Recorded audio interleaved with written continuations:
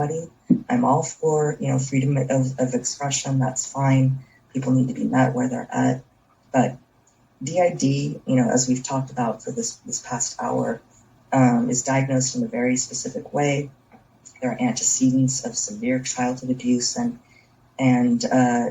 people may feel like they have a sort of confluence in their identity, but that's not dissociative identity disorder.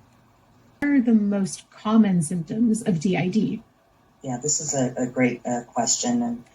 And, these movies are cinematically interesting to watch. But, as we started to talk about today, folks with D.I.D have symptoms of PTSD.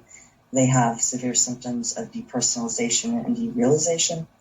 And they have difficulty remembering some aspects of their lives. It's really hard for them to put together a linear narrative about themselves and their own internal or their own history. Furthermore, they often have this very vivid sense that some of their thoughts, feelings, and memories don't belong to them, and at times they lack a sense of agency about their own actions. So these are the most common symptoms of D.I.D. But there are other, frequently associated symptoms as well. For example, there are trance states.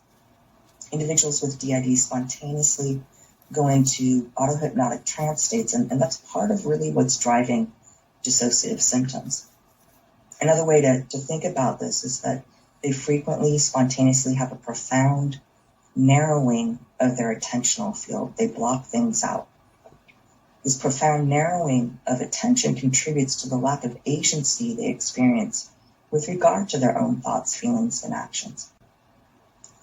These hallucinations typically are qualitatively different than those experienced by individuals with psychosis. For example, in D.I.D, auditory hallucinations are often located internally. They have a specific age, gender, and mood quality, and they're experienced in a highly related manner.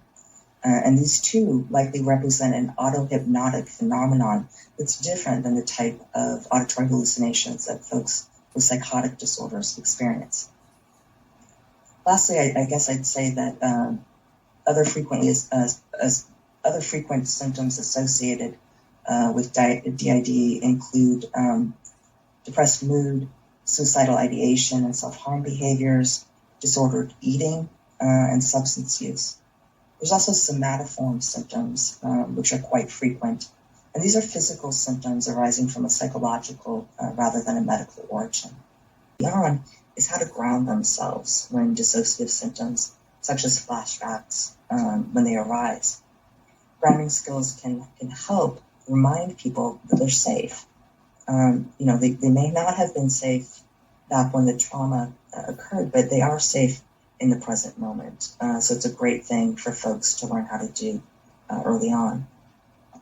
It's also important in this first phase of treatment to address issues such as depression and anxiety and to get PTSD symptoms under control.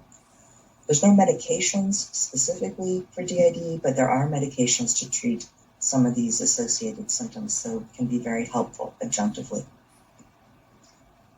Moving on to phase 2 of treatment, this involves discussion and working through the details about traumatic memories, grieving certain aspects associated with these memories, and all the while continuing to work on maintaining stability in daily life while this trauma processing is going on. That is so important to be able to maintain stability during this phase. Lastly, phase 3 of treatment involves helping the patient learn how to live a new, more fully integrated life, managing stressors now without as much reliance upon the dissociative coping defense. People with D.I.D begin to integrate their dissociative self-states. They come to understand about how each self-state helped them to cope with their experiences, what their self-states protected them from. And gradually, people with D.I.D learn to trust themselves, to believe that they themselves can tolerate their own thoughts, feelings, and memories, body image, and behaviors.